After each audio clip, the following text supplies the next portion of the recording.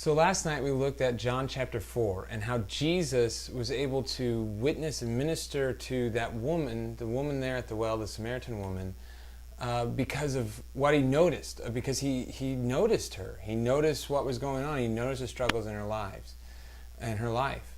We talked about how in the beginning of John chapter 4, we see all the things that made that interaction a bad one for Jesus, right? An uncomfortable one, a socially unacceptable one.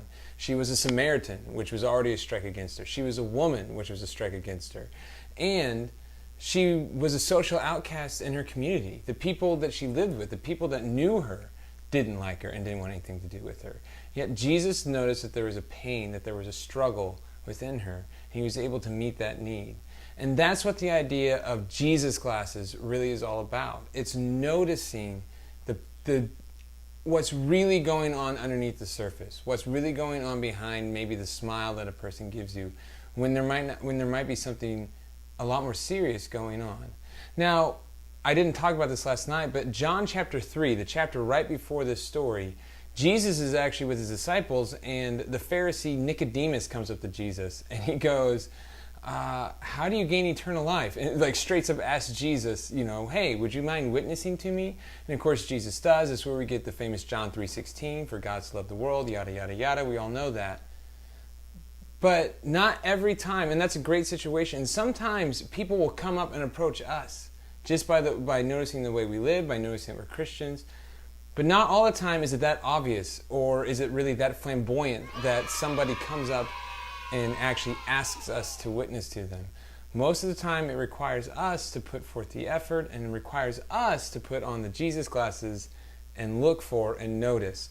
And remember, I just want to point it out again. Let's look at how her reaction changes, right?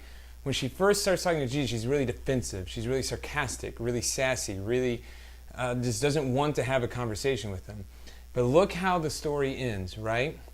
In John chapter 4, verse 28, it says, "Then, leaving her water jar, the woman went back to the town and said to the people, 'Come and see a man who told me everything I ever did.